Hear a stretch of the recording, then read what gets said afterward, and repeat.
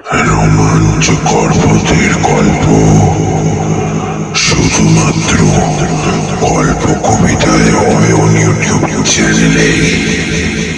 Hello viewers, গল্প কবিতায় অয়ন চ্যানেলের আরেকটি নতুন পর্বে আপনাদের সকলকে স্বাগত। আমাদের চ্যানেলের সমস্ত রকম গল্পের নোটিফিকেশান সবার আগে পাওয়ার জন্য এখনই সাবস্ক্রাইব করুন আমাদের চ্যানেলটি এবং পাশে থাকা বেল আইকনটি প্রেস করে নোটিফিকেশানটি অল করে দিন। আজকে আপনাদের জন্য ধীরেন্দ্রলাল ধরের লেখা গল্প তান্ত্রিক। গল্প পাঠে আমি অয়ন। তো আর বেশি কিছু না বলে শুরু করা যাক আজকের গল্প।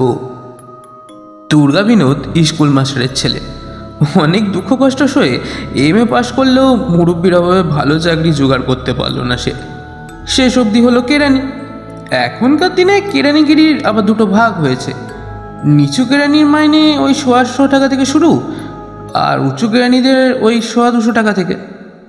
মুরব্বীন দুর্গা বিনোদ নিচু ধাপের কেরানি হলো, তাও জুটল অনেক কষ্টে। MA পাশেও কুলোয়নি। এই কেরানিগিরির জন্য তাকে আবার পরীক্ষাও দিতে হয়েছিল নাকি। যাক, চাকরিটা হয়ে দুবেলার অন্যের সংস্থান তো হলো। দুর্গা বিনোদের পড়াশোনার শখ আছে। সন্ধ্যা 7টা থেকে সে লাইব্রেরিতে হাজিরা দিয়ে চলল রাত 9টা অবধি। দর্শন শাস্ত্রে সে MA পাশ করেছে, এবার হিন্দু দর্শনটাও সে ভালোভাবে বুঝে নিতে চায়। ধর্ম কি, ঈশ্বর কি, মানুষ কেমন করে নিজের মধ্যে ঈশ্বরকে উপলব্ধি করে, এই বুঝতে বুঝতে শেষে এসে পড়ে যেসব সাধু সন্ত মহাত্মা সাধনা করতে করতে ভগবত শক্তি লাভ করেছিলেন তাদের কথা। ভারতের সাধকদের যত সব অলৌকিক কীর্তির কথা পড়তে পড়তে দুর্গা বিনোদ সাধু দর্শনের জন্য উন্মুখ হয়ে উঠল। রবিবারে ছুটির দিনে তার আর বাড়িতে বসে থাকা চলল না। কলকাতার আশেপাশের 20-25 মাইলের মধ্যে কোথায় কোন আশ্রম আছে, কোথায় কোন তান্ত্রিক থাকেন, সেখানে সে নিয়মিত যাওয়া আসা শুরু করলো। দুর্গা বিনোদ আশ্রমে যায়, আরও 10 জনের মধ্যে বসে আশ্রমিক মহাত্মাদের বাণী শোনে, তারপর প্রণাম করে বিদায় নেয়। ফেরার পথে মহাত্মার বাণী মনে মনে আলোচনা করে। মহাত্মা কত বড় সাধক তার একটা পরিমাপ করার চেষ্টা করে সে। মহাত্মার কোনো অলৌকিক শক্তি আছে কি না তা সে জানার চেষ্টা করে। একদিন খবর পেল হাওড়ার এক গ্রামের এক তান্ত্রিক আছেন যিনি অলৌকিক ক্ষমতার অধিকারী। জল পড়া দিয়ে অম্লশূল সরান, কানে কাটে দিয়ে কালা মানুষের বধিরতা দূর করেন, কঠিন বাতের বেদনা সামান্য বুলিয়ে আরাম করে দেন। যিনি খবরটা দিয়েছিলেন তিনি সঙ্গে করে নিয়ে গেলেন। আজ থেকে নেমে মাইলখানেক হেঁটে গেলে একটি গ্রাম। গায়ের গোড়াতেই এক পুকুর পাড়ে একটি ছোট মন্দির, পাশেই একখানি চালাঘর। ঘরের দাওয়ায় একজন জটাধারী সাধু বসে আছেন। সামনে ধুনুচিতে আগুন জ্বলছে, পাশে একটা কলসি ও ভাঁড়। কয়েকজন পুরুষ ও মহিলা হাত জোড় করে সামনে মাদুরে বসে আছে। দুর্গা বিনোদও বসে পড়ল। সাধুর বয়স বেশি নয়, তার চেহারা বলিষ্ঠ, রং কালো, মাথার জটাও বেশি দীর্ঘ নয়, চোখ দুটি জবা ফুলের মতো লাল, তার উপর কপালে চন্দন লেপা। ভক্তির চেয়ে ভয় হয় বেশি। দুর্গা বিনোদের দিকে নজর ফেলতেই সে হাত জোর করে প্রণাম জানালো। সাধু নিজে থেকেই বললেন, কি চাই? গুরু মেলা অত সহজ নয়। আগে নিজেকে তৈরি করো, তারপর গুরু। পাত্র ফুটো হলে জল ডাকবি কেমন করে? আধার ঠিক না হলে মন্ত্র সত্যি ধারণ করবি কেমন করে? যে মন্ত্র সে দেবে তার কোনো লাভ নেই, যে নেবে সেও ব্যর্থ হবে। আগে তৈরি হ। দুর্গা বিনোদ ভরসা পেল, বলল, কিভাবে তৈরি হতে হবে?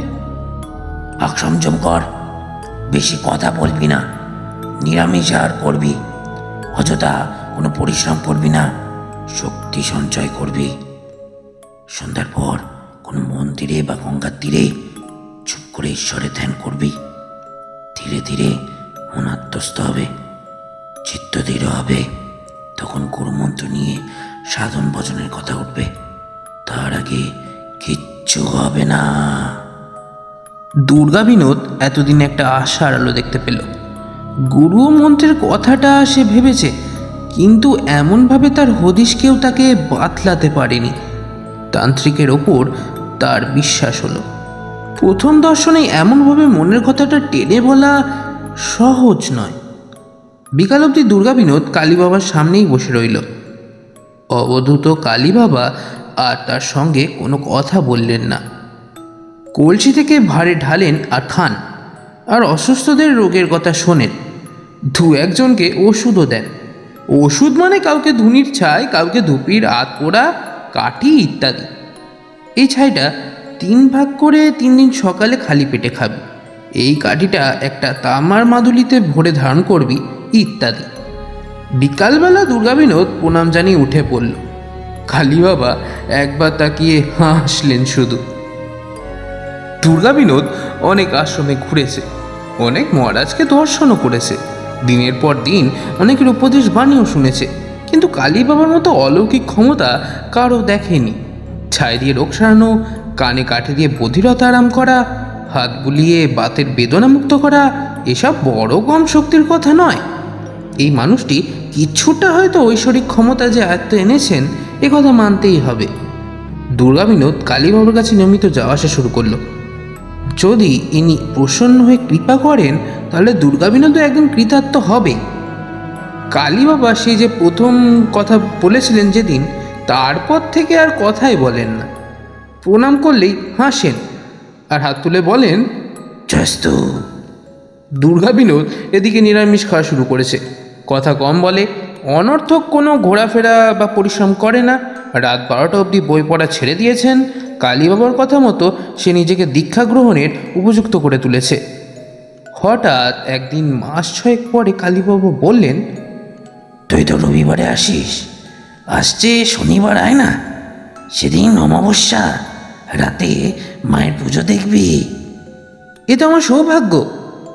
সন্ধ্যায় চলে আসবি, রাতে এখানে থাকবি, সারা রাত জাগতে পারবি তো?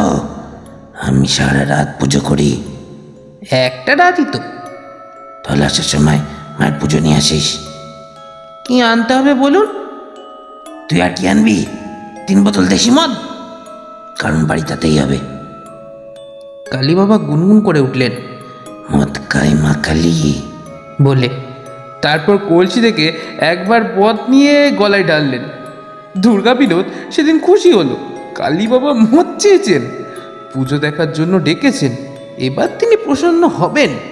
উৎফুল্ল মনে দুর্গা বিনোদ সেদিন বাড়ি ফিরল। শনিবার সন্ধ্যায় এক রেশন ব্যাগের মধ্যে 3 বোতল দেশি মদ নিয়ে দুর্গা বিনোদ কালী বাবার আশ্রমে এলো। তখন ঘরে আলো জ্বলছে। কালী বাবা দাওয়ায় বসেছিলেন। বললেন, এনেছিস? দে।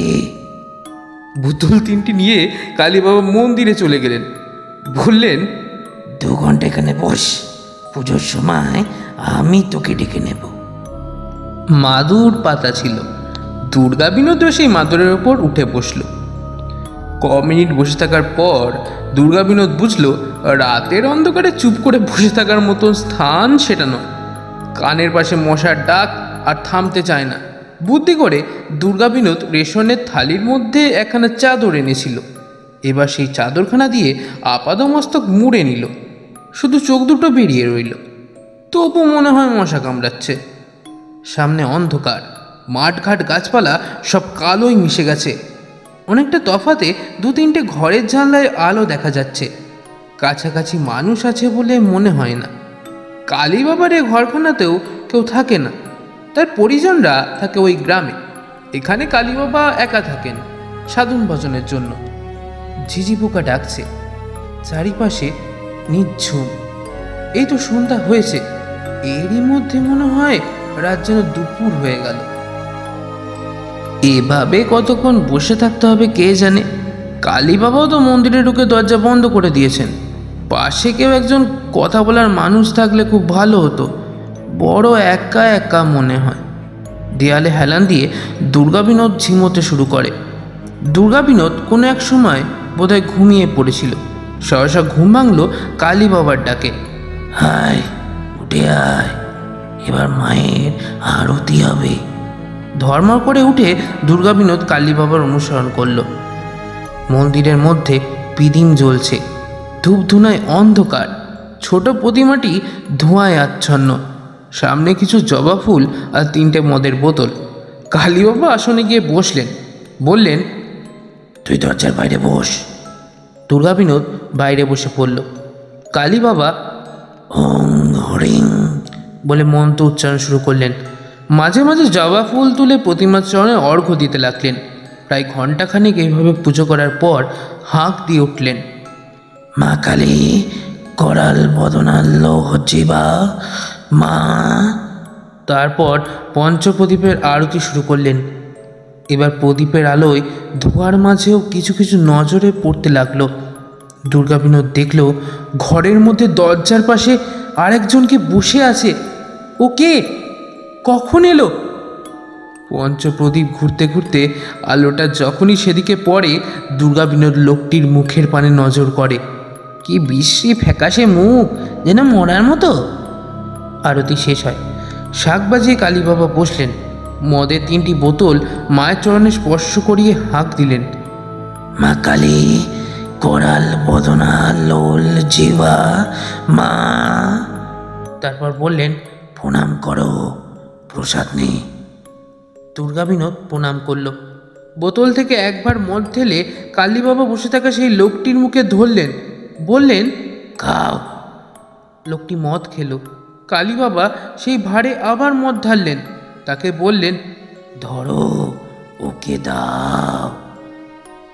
লোকটি ভাঁড় ধরল, হাত বাড়িয়ে দিল দুর্গা বিনোদের দিকে। মানুষের হাত যে এতটা লম্বা হয় দুর্গা বিনোদ তা জানতো না। ভাঁড় সত্য হাতখানা সোজা দরজা পাহাড় করে এলো তার মুখের কাছে। দুর্গা বিনোদ ভয় পাসনি, খা, মায়ের প্রসাদ, কালী বাবা বললেন।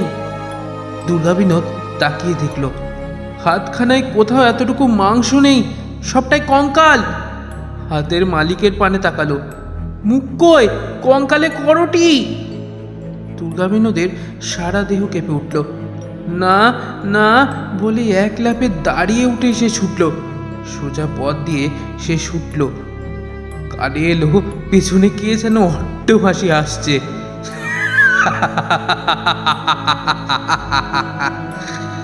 সেই অন্ধকার পথে আরো 2 মাইল ছুটে এসে দুর্গা বিনোদ থামল একবারে বাজারের মধ্যে। তখনও সকাল হতে অনেক দেরি। ভয়ে ভয়ে সে পেছন ফিরে তাকালো পেছনে কেউ আসছে কিনা। বাজারে অনেক ঘরের দাওয়ায় মানুষ শুয়েছিল। তাদের দেখে দুর্গা বিনোদ ভরসা পেল। একটা দোকানের দাওয়ায় সে বসে পড়ল। পরক্ষণেই মনে হলো সেই হাতখানা তার মুখের সামনের মদের ভাঁড়টা যেন এগিয়ে ধরছে। দুর্গা বিনোদ চিৎকার করে অজ্ঞান হয়ে গেল। সকালে বাজারের লোকেরা এই দুর্গা বিনোদকে বাসে তুলে দিয়েছিল। ভয়ের ভাবটা কাটিয়ে উঠতে কদিন তার সময় লেগেছিল। শেষ হলো আজকের গল্প তান্ত্রিক। আমরা আবার ফিরে আসব নতুন কোনো গল্প নিয়ে। ততদিন ভালো থাকবেন, সুস্থ থাকবেন আর শুনতে থাকবেন গল্প কবিতায় অয়নকে। ধন্যবাদ।